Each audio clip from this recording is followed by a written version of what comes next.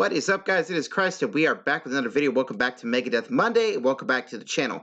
So today we're going to be checking out a song that I have liked for a very long time. It is called Public Enemy #1, and this is a song that was off of Megadeth's 13 album, which is one of my favorites. So we're going to be checking out the live version. Someone requested that I check out the Jimmy Kimmel version, which I'm hoping this is. I'm not sure. I saw this guy in a suit. I'm thinking, okay, this is either Jimmy Kimmel or some other weird show. So therefore, we're going to be checking out this one. Public Enemy #1 is definitely one of my favorites off of the record, and we're going to be getting into some stuff that I just have never really bothered to check out. So the song, according to Genius, was the album's second single. I did not know that. I started listening to 13, I want to say, in 2012 when I was in high school. So it had been almost a year by the time I had actually picked it up. It was actually released on Dave Mustaine's 50th birthday, which was pretty cool. I did not know that. The lyrics are from the perspective of 1920s and 30s gangster Al Capone. It was inspired by a possible haunting incident while the band was recording in an old building in Tennessee, which once served as a hideaway of Capone's, which is very, very cool and very, very interesting at the same time. Which I kind of guessed it was about some sort of a public figure that was despised, obviously. But yeah, we're going to be going ahead and jumping into it. So let's go ahead and get started.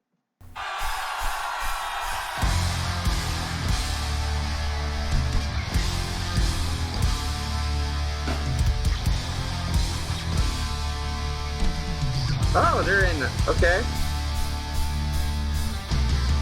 Is it Halloween or something?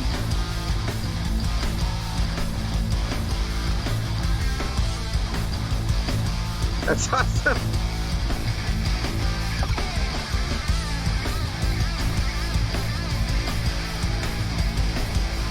I gotta say, I love this song's riffs. They're so good.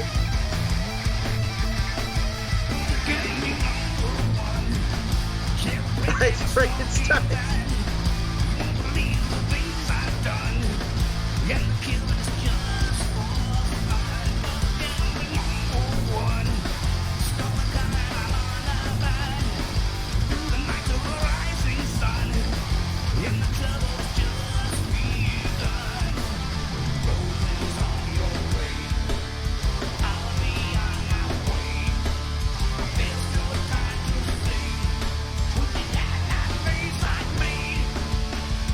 That's awesome.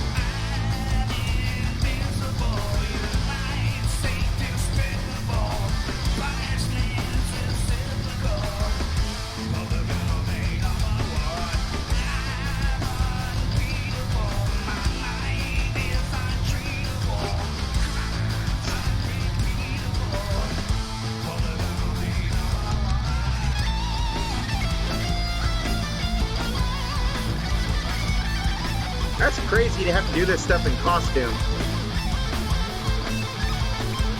The drummer specifically.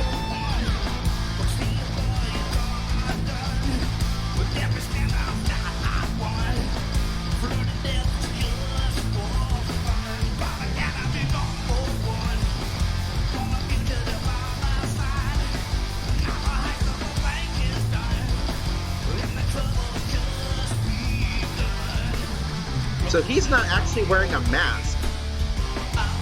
That's actually like attached to his face. I see his muscles moving, so that's definitely attached to his face.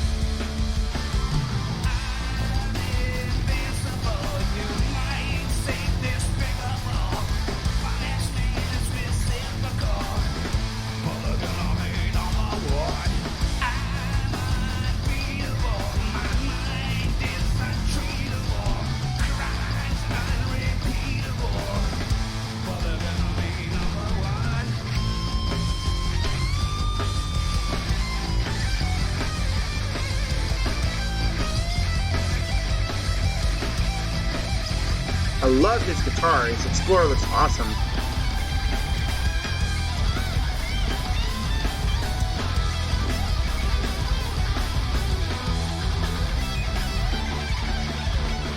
Dang.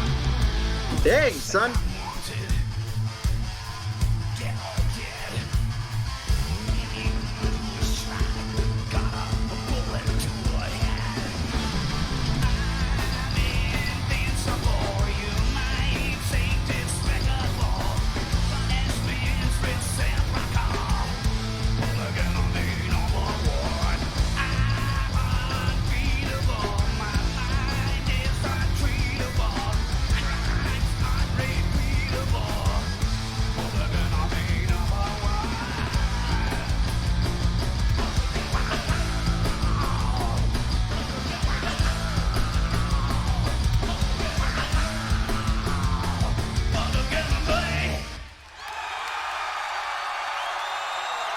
That was pretty awesome.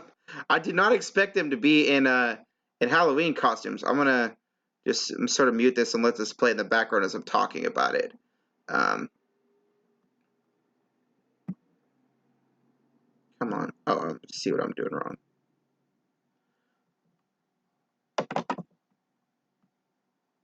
Okay, there we go. So I'm actually just gonna let this talk in the back. I'm gonna put that in the background so you guys can have something to look at while I'm sort of talking. I've really enjoyed this song simply because of the concept behind it. I always figured it was about him, but I'm actually wrong. It's actually about Al Capone. I figured he was talking about the mistakes that he had done, and people despise him because of it. For example, there's a lot of animosity between Megadeth and Metallica fans, and the fact that he was like on drugs and this type of stuff, and now he's become a Christian, I believe, and so like people would attack him for that too. And I guess the sort of concept I thought was that it was about him and how he feels it's like everybody against him. That's sort of the concept I thought the song was about.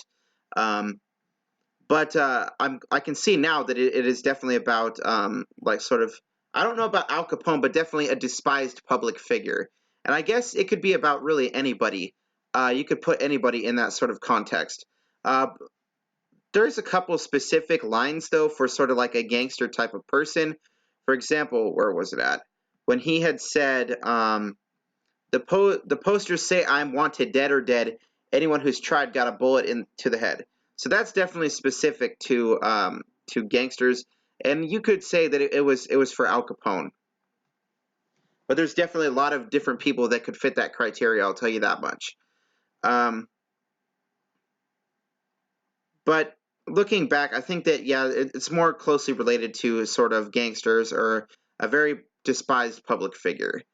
Um, but overall, I really enjoyed this song's riffs. I enjoy the guitar solo, and I like the vocals that Dave does. Also, this I forget, wasn't this the last album with like a previous drummer, one that had been there for a long time?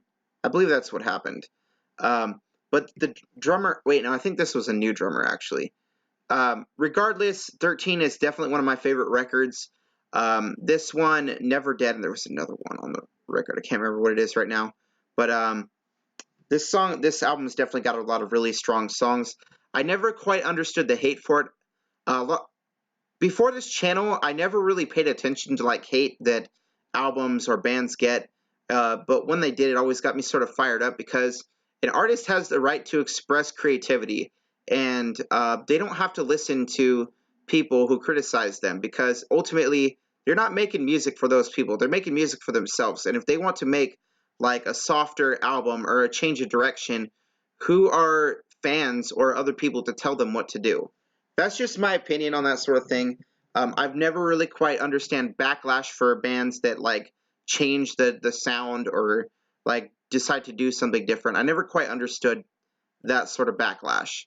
Um, I think of bands as sort of relationships because you should support them through the good times and the bad, and not just the times that you like. I guess is the best way I could put it. But super good song, super good performance of it. I really enjoyed the Halloween aspect that they had done.